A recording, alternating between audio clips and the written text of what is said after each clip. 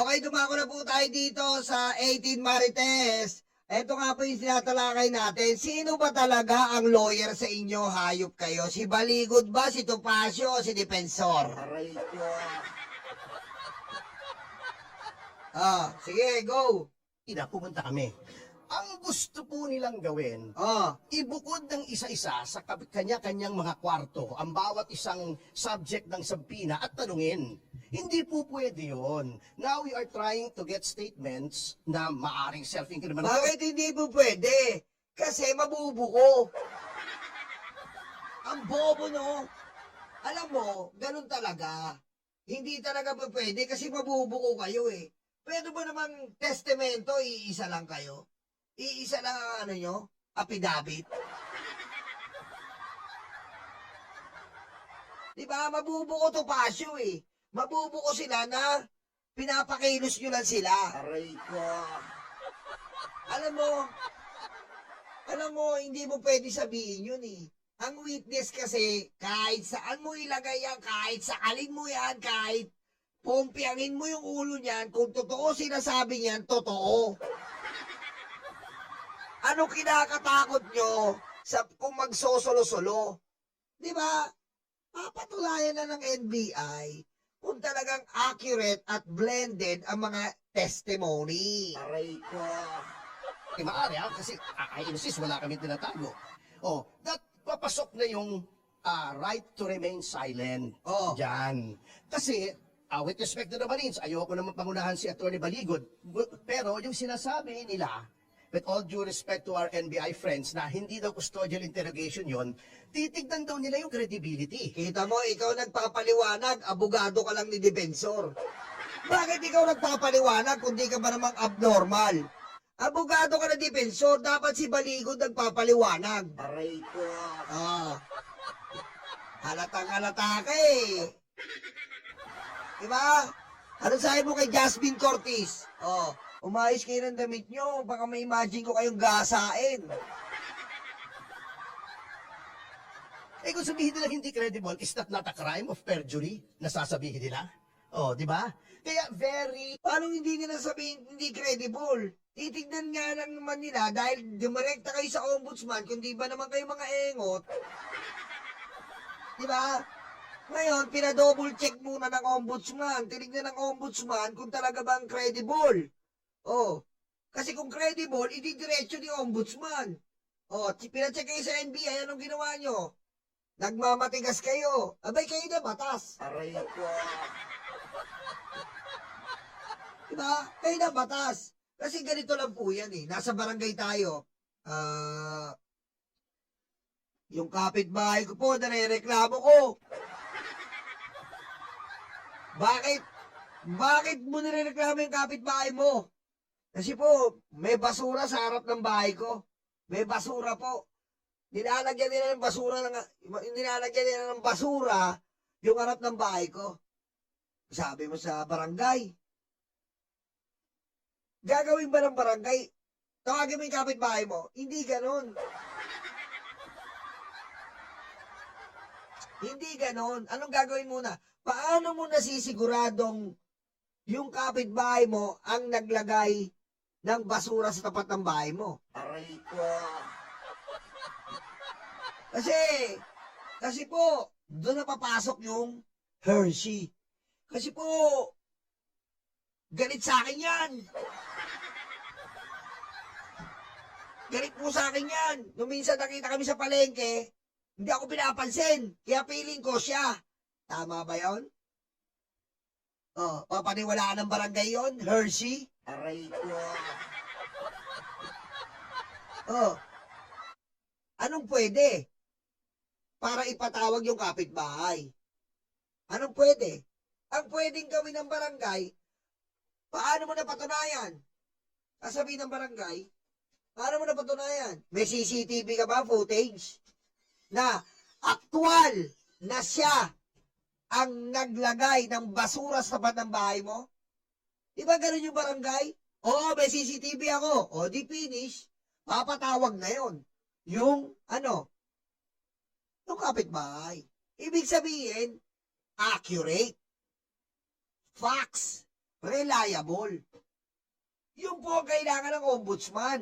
Yung po ang kailangan ng NBI. Accurate, facts, reliable.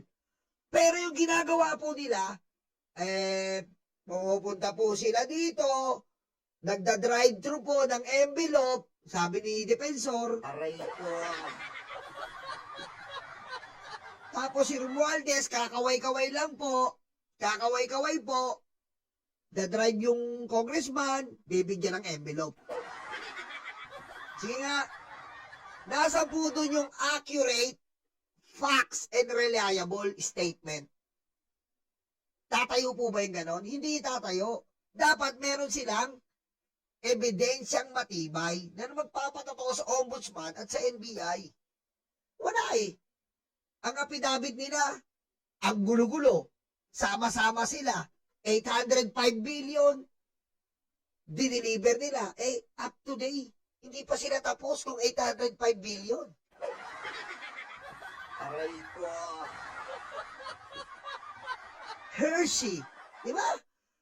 Gusto nila, sakyan nila Axon, sakyan ng NBI, sakyan ng Ombudsman. Para mo sasakyan yung ganyang bagay? May picture sila, edited. Nagbibilang ng pera, kinukuha sa loob ng rice cooker. Aray ko. Pwede mo ba ganon? Di ba para Eduardo? Pwede ba ganon? Hindi mo pwedeng ganon. Kailangan accurate. Di ba? Accurate. Legit. Accurate, legit. Tsaka reliable. Hindi. Gusto nila, porkit nagbigay sila ng statement, paniwalaan na sila. Aray ko.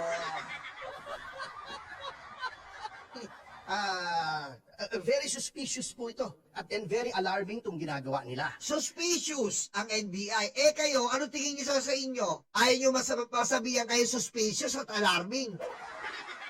Yan. One-sided eh. Halata mo si Topacio, baliw eh. One-sided ka eh. Sa tingin niyo, yung ginawa niyo, hindi ba suspicious and alarming? Oh. Yan. Kayo ang mas suspicious at alarming dahil investigative body yan eh. Not suspicious. Investigative body ang NBI. Oh, judicial process ang ombudsman. Bakit mo paghihinalaan? So, kailangan kayo lang ang paniwalaan. Walang gagawin ng ombudsman at NBI para pumagitna kung saan ba makukuha ang facts at totoong figures at totoong senaryo? Tapos, ang gusto pa nila, ayaw nilang isa-isa. May mahirap ba sa isa-isang interview? Aray ko. Diba? Kung talaga para kayo sa bayan, tapusin nyo na. Isa-isa kayo. Ngayon, kapag binigay nyo at wala pa rin gawa, doon kayo umangal. Aray ko. Diba? Kung binigay nyo na isa-isa kayo, ganun talaga eh. Hindi yung NBA yan. Investigasyon yan. Sumunod kayo kung paano sila mag-imbestiga, hindi yung kayo masusunod. Aray ko. Putik, baligtad eh. Gusto nila, sila ang masunod para imbestigahan. Hindi ganun. May kakayaan ka ba, NBI? Ikaw, paano mo gusto imbestigahan? Saan tayo? Sa aircon room? Sama mo yung parents mo? May ganun po ba sa NBI? Sama mo yung parents mo? And some relatives? Aray ko. Hindi ganon. Ikaw ang susunod sa investigative body na NBI. Kung ano yung proper procedure nila ng investigation, kung saan nila makikita, kung sa lie detector test, polygraph, whatever, susunod kayo ng procedure eh, SOP. Hindi, sila, ayaw nila kagad.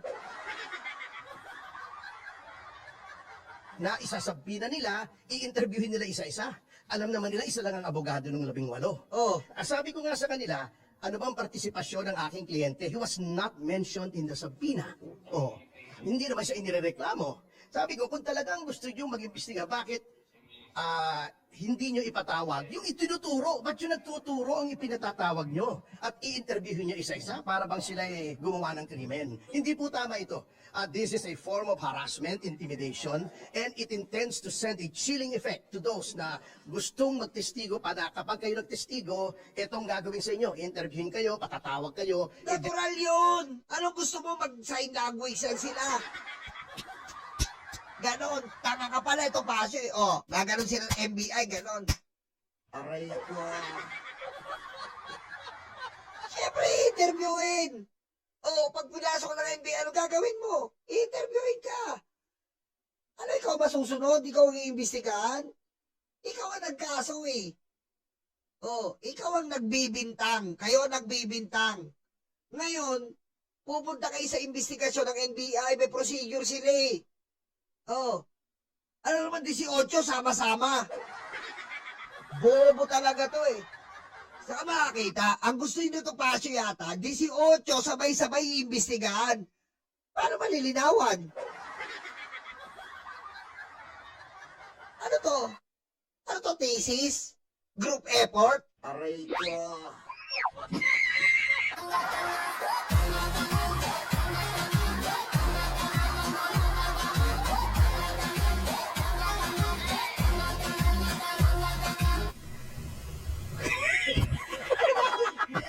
Pero po, papadaliin ko na lang po para maintindihan nyo.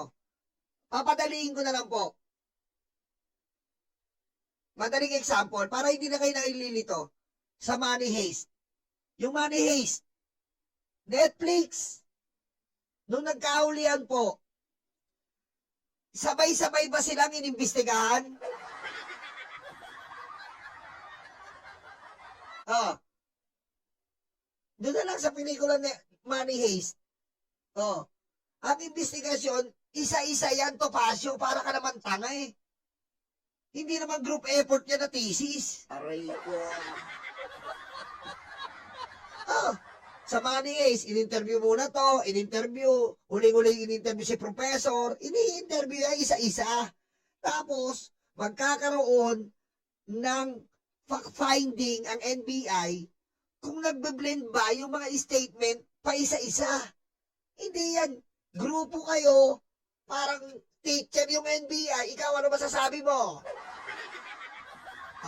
Okay. O, ikaw, ano masasabi mo? Okay. Aray ko. Tanga? Anak ng putik ka? Tatanga-tanga ka? Imbestigahan kayo na para bagang kayo na yung kriminal. Ang assertion ko kanina, ang sinasabi ko sa kanila, of course, no, sinasabi nga namin yung NBI ay isang respetadong institusyon. Oo. At kami nananalig sa NBI. Oo. Pero ang tanong ko, kung ini-establish lang yung identity ng mga tao, they establish nila. Kasi kung tatanungin nila yung mga tao, sabi nila kasi hindi, may karapatan kaming imbestigahan yung iba pang labas doon sa deputization. Sabi ko nga, indirect crime to eh. Wala namang kaso itong mga taong to. Now, if you insist, Sa tingin mo walang kaso. Pero may kaso. Engot ka na naman, defensor eh. Aray ko.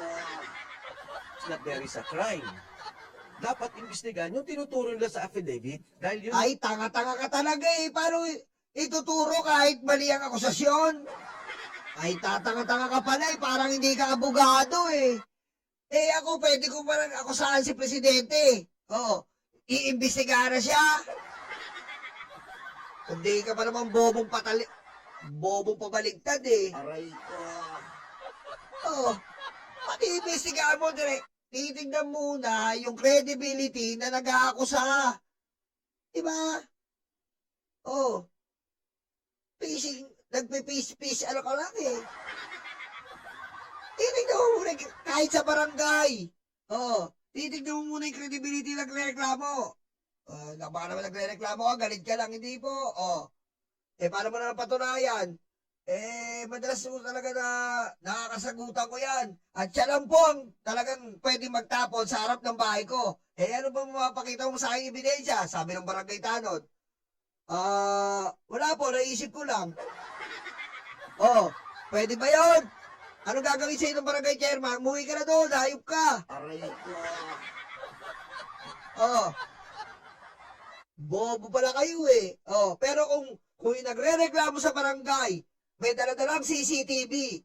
Oh, may daladalang mga talagang larawan na nagpapatunay. Oh, na aktuhan. Eh, papatawag yan. Pero yung ginawa nyo, in-AI nyo na pa nga, in-AI nyo na, tinanga nyo pa. Aray ko. Itong krimen. Di ba dalawa yung investigasyon na ginawa ng NBI dati, yung Napoles case, Oh, at saka yung PhilHealth scam. oh. So if that is the case, ipatawag nila yung tinuturo. Attorney Topacio also insisted on that. Sabi ko nga, kung magsasabi kayo ng tama at oo, na ipapatawag nyo si Sandro Marcos, ipapatawag nyo si Speaker Martin Romualdez, ipapatawag nyo si Pangulong Bongbong Marcos na nabanggit doon sa affidavit. Yun ang gusto mo kasi. Yun ang gusto mo. Yun ang gusto nyo. Eh, hindi naman pwede masunod yung gusto nyo. Dahil bago nyo makuha yung gusto nyo, patunayan nyo, nakatiwa-tiwala kayo. Aray ko. Yun eh. Yun. Patunayan nyo, nakatiwa-tiwala kayo. Eh, i-interview pala kayo ng NBI. Umusok na yung puwet nyo sa takot eh. Aray ko. Ah, Yan, papayag kami sa totohanan at kabuwang investigasyon. Pero kung iimbestigahan yung mga tao na nagsalita, oh, anong krimen doon? Anong krimen ang nagawa nila? wala namang krimen eh. Natural yun, proseso ng NBI yun. Hindi kayo masusunod. Proseso ng NBI yun. Tanga kayo nito, Pasyo, pag umpugin ko kayo eh. Aray ko. Diba? Proseso nila yun eh. Paano nila malalaman kung talagang magpupursu o magtutuloy ito kung hindi kayo magpapaimbestiga? Krimen para imbestigahan ng NBI. Compare with your indulgence, hindi po ba ang proseso po ng investigasyon, normally po pag may nagreklamo, kinukuha mo muna yung facts. Tama. Yes. Oh. Correct. Oo. After that, yung po mga inaakusahan yung susunod po. Tama, kinukuha muna yung fax na nagre-reklamo. Totoo yan, kahit sa barangay eh. Oh. Ano sagot ni Bigot? Correct. Dito po sa NBI. Correct.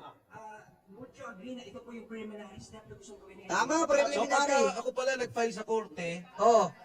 pag nag-file pala ako sa korte, tatanungin muna ng piskal, sino ka ba? May kaso ka ba? Ikaw ba ay kriminal? Ay, Ikaw- bobo ka talaga, defensor! Para naman tayo, pag nagdemanda ka sa korte, tatanungin ka, inano ka ba nito? Di ba? Ba, dinimanda ka. Magdedemanda ka. Bakit mo dinidemanda si Nyolo? Kasi po, binastos ako eh. Anong ginawa ni Nyolo? Pinahiya po ako sa national and sa mainstream media and sa social media. Oh. Bago ka pasok kasuhan ng cyber libel. Oh. Paano mo naman napatunayan na binastos ka ni Nyolo? May patibayan ka pa? Ito po. Ito po katibayan ko. Tingnan niyo po. Yung video niya ito, ayan po, binabanggit niya dyan na marami raw po akong buhok sa kuyukot. Ganun ba? Asan? Then, anong gagawin ng prosecutor? Ipupurso na yun kung nakita niya yung probable cause. Tanga pala to eh. Aray ko. Tanga pala to eh. Abogado ba to? Tama naman yung nagsabi ng interview eh. Oh, hindi ba po ba, bago kayo, dadaan mo kayo sa preliminary step o investigation? Tama. Sa natural na demandahan, pupunta ka sa prosecutor na hawak sa'yo, o kaya sa abogado mo, ano sabi mo sa abogado mo? Irereklamo ko to. Abogado mo na yun ha. Binabayaran mo yun. Anong gagawin ng binabayaran mong abogado? Ba't mo nirereklamo si Nyolo? Binastos po ako eh. Pinahiya ako sa social media eh. Kasuha ko ng cyber libel. Eh paano natin mapapatunayan?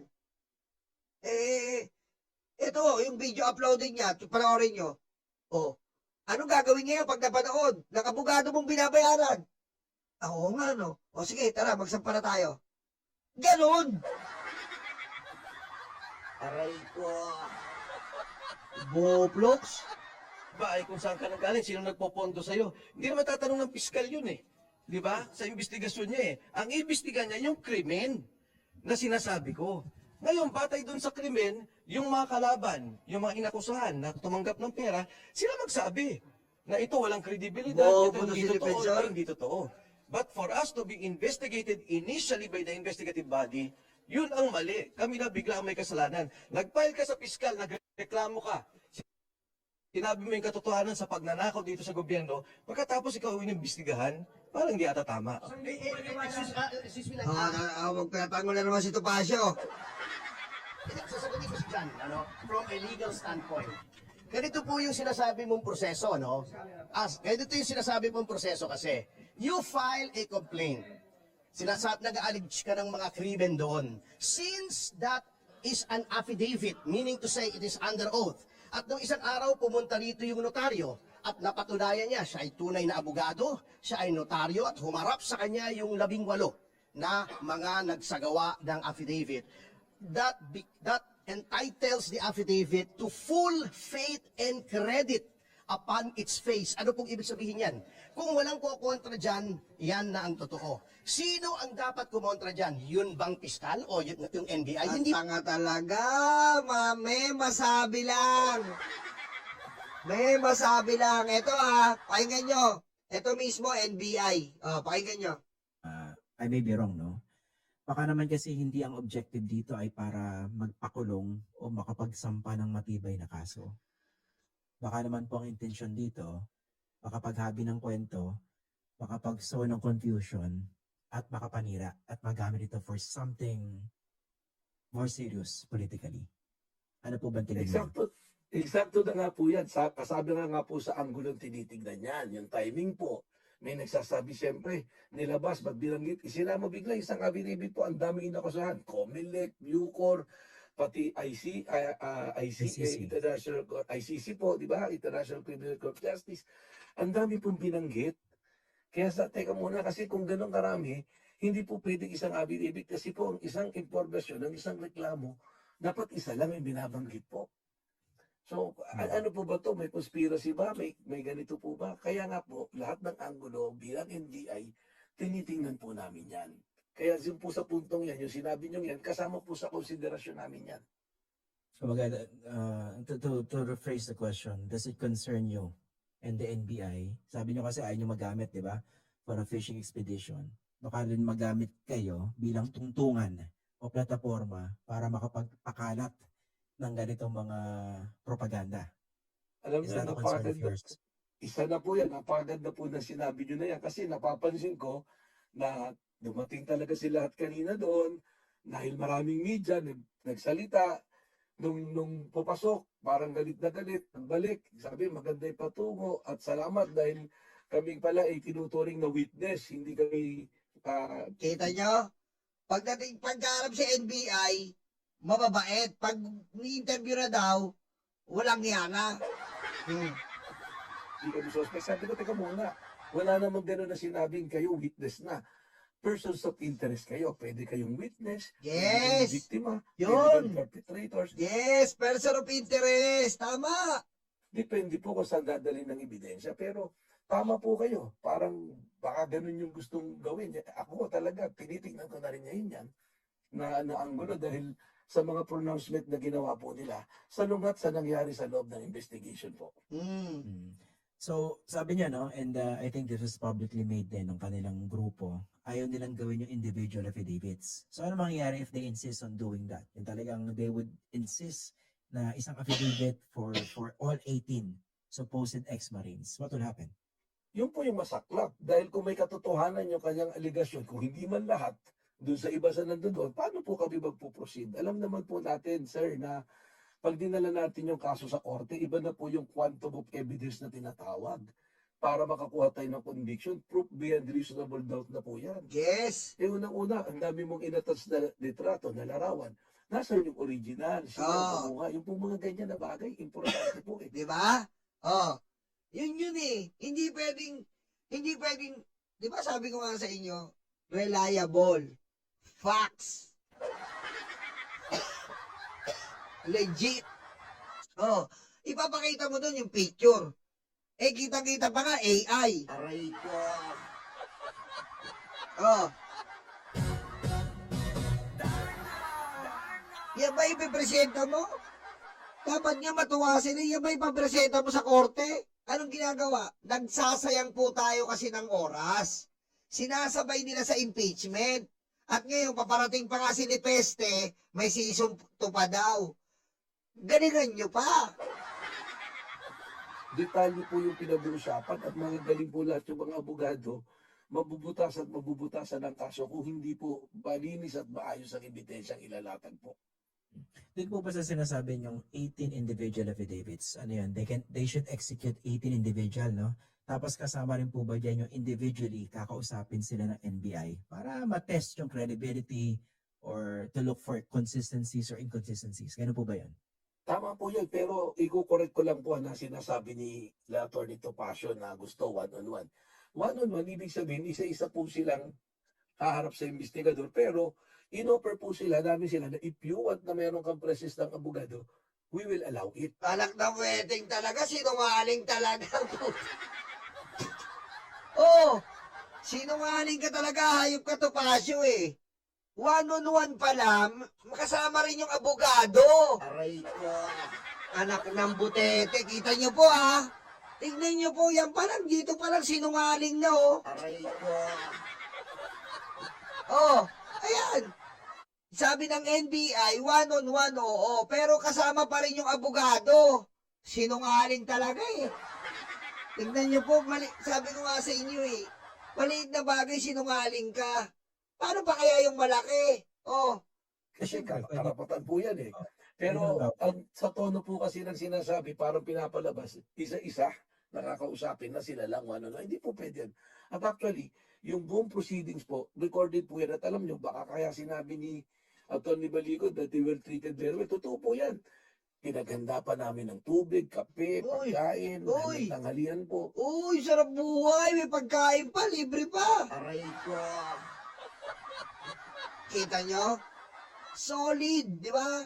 Oh, sinungaling. Tsaka pag in-interview ka po, may recorded yan. Ire-record yan ng NBI. O kung gusto mo, kumuha ka ng kopya. Recorded yun eh. Parang yung nangyayari sa mga pulisya, di ba? Naka-record ka, ini-interview ka doon, ganun din yun. Kita mo, sinungaling ka agad. Kasi nga, ang instruction ko pa sa mga investigador, exercise maximum tolerance. Oh, Kasi alam ko na nga po, ayoko gamitin platform o tuntungan na ito, NBI, ahensya ng gobyerno, ginigipit tayo. oh. Yun na nga po yung iniiwasan natin. We are trying to be very, very fair po sa lahat. Na actually, hindi naman namin kailangan ipaganda pa ng pagkain yung mga yan. Pero alam namin medyo magtatagal. Oh. Ipinaganda po namin dahil Kita mo? gusto nga namin po ipakita parehas yung treatment. At sinisiguro ko po, ulitin ko, kung talaga sila mag-i-execute ng individual affidavit at tutumbakin nila sino yung dinilibiran nila, sino yung humarap at kinuusap at mali ebidensya. Kahit po kinabukasan, hindi ako magdadalang isip na pa-issue po din ng subpoena yung Oo. binanggit po nila. Tama. But until that happens, or let's say hindi po mangyari yan, mukha po ba mangyari, hindi nyo papatulan itong kanilang kwento? Opo, mahirap po eh. Kasi baka may iba talagang pakay. Kaya nga po yung ibang personalities na pinapatawag namin, yung background po nun, tinitingnan namin kung ano po naging pagkilos at pagganap nila sa mga nakaraan pong panahon. Na meron po mga ganitong pangyayari din. Nako, parang may patutunguhan yung tinutukoy ni Director Matibag ah. Tinitignan nila yung background ng isang tao, lalong-lalo na nung mga nagdaang panahon. Ano ba yung mga nagdaang panahon? Sino kaya yung tinutukoy nito? Aray ko. Oh. Yan na natin, pakinggan natin. Siyempre, kaya nga din po namin pinapagsalita sana si former Congressman Mike Defensor. Alam naman po natin yung kasaysayan niya sa pagpuproduce ng mga witness. Ito Oh! yung mga anggulong tinitingnan po natin. Nako, Mike Defensor!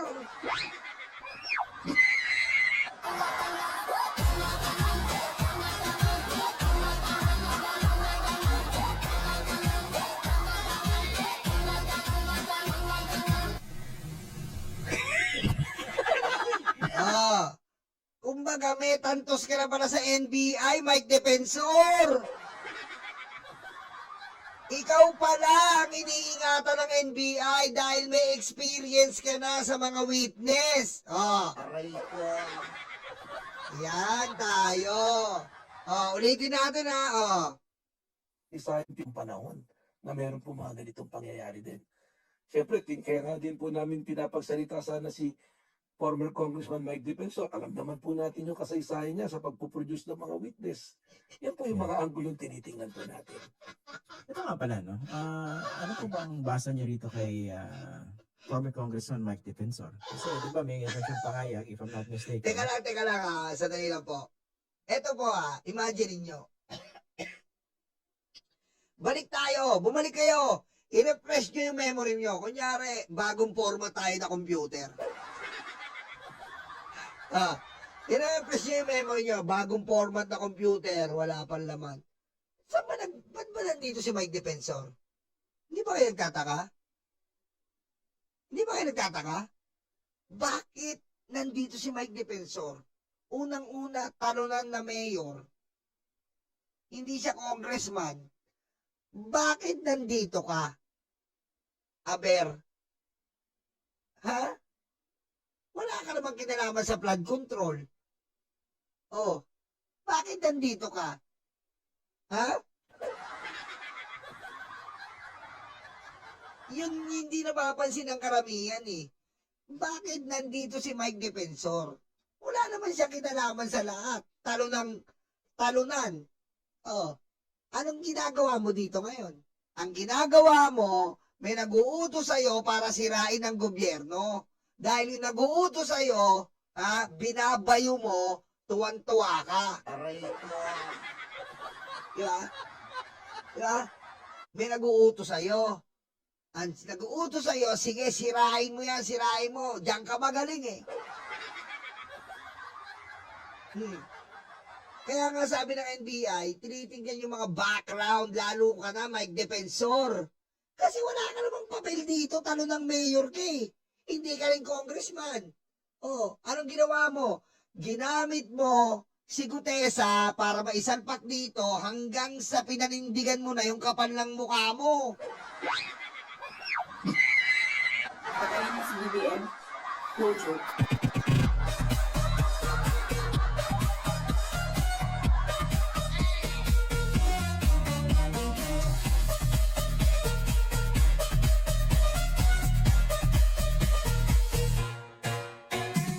Di ba tama po? Oh, pinanindigan niya na yung kapal ng mukha niya eh. At ano pa ginawa? Siya na mismo ang nag-uumpisa ng sarili niyang rally. Oh. Ikaw na siya na mismo nagrarally sa EDSA. In the first place, bakit nandito ka? Wala ka namang pakialam dito eh. Hindi ka naman congressman, talo ng mayor ka. Wala ka sa posisyon para mag-imbestiga. Pero pinipilit mo yung sarili mo. Kasi nga, may nag-uutos sa'yo. Kasi nga, sanay ka sa ganitong labanan. Sa taniman ng witness, gaya nga ng sabi ng NBI Director. Aray ko. Wala akong kinalaman dyan. Pero siya yung po-front siya nagsasalita. Anong basa niyo sa kanya? Yun nga po yun eh. Yung sinasabi mong wala kang kinalaman pero todo banat ka na sinabi ng 18 Marines, ganito, ganyan. Eh, kung talagang nanisigurado rin po kayo, bilang isang Pilipino, karapatan po niya, kung may alam siyang korupsyon, may ebidensya siya po mismo magreklamo. Mag-file po siya ng reklamo. Nasa batas naman po yan. Kahit sino po sa atin, may obligasyong magreklamo kung may natuklasan tayo pong katiwalian. At lalong-lalo na, very active po siya, isa siyang personalidad. Nakita ko rin po yung sinasabi niya, bakit naman panggigipit ito? Dahil pati asawa ko pinatawag. Hindi po kami ang naglagay sa sitwasyon na yung sa asawa niya. Siya po, dahil yung sasakyan na ginamit ng mga Marines, nung chinek po namin sa LTO, sasakyan nakarehistro sa asawa niya. At sabi nga po namin, tinitignan namin lahat ng anggulo, gusto po namin malaman ano bang partisipasyon niyo po dito. Kita mo, unang sabi niya, wala akong kinalaman niya sa 18 Marines. Nakita yung ni Trillanes yung kung di nahuli ni Trillanes, hindi aamin. Ganyan po si Mike Defensor. Oh, nakita ni Trillanes. Anong hindi ka kasama? Anong hindi ikaw nagplano? Sasakyan ng asawa mo ginamit. Oh, anong sabi niya? Eh kung sinabi-sabi nyo lang eh, aamin naman ako eh. Ah, yan. Ayan ba? Ayan ba yung papaniwalaan natin? Sabi ko sa inyo, sa simpleng bagay, hindi ka pagkatiwalaan. Sa maliit na senaryo, hindi ka pagkatiwalaan. Paano pa kaya sa malaki? Aray ko. O yan po ang NBI. At si Topacio at si Mike Defensor na super duper epal. Akala ni Mike Defensor, panahon pa ng Hello Garci ngayon. Hoy, ang madami ng matatalinong tao ngayon dahil sa informasyon at social media, hindi na pwede yung pagpaplanta mo. Aray ko. Yung dati nakakalusot ka dahil nabubuhay lang tayo sa telebisyon, dahil kung anong ibalita sa telebisyon, hindi ka makakapagbigay ng kuro-kuro at palapalagay mo at mga impormasyon. Ngayon, iba. Diba? Hindi pa napapalabas sa telebisyon. Makikita na ng tao yan, meron na kagad masasabi ang tao. Dati kasi TV. Kung ano lang ibalita ng mainstream media, papasok lang sa pandinig mo, lalabas sa kabila. Wala kang magawa. Magsasalita ka, vocal lang. Pero walang social media na pwede mong ihayag ang damdamin mo. Iba na ngayon, Mike Defensor, hindi na panahon ng Hello Garci ngayon.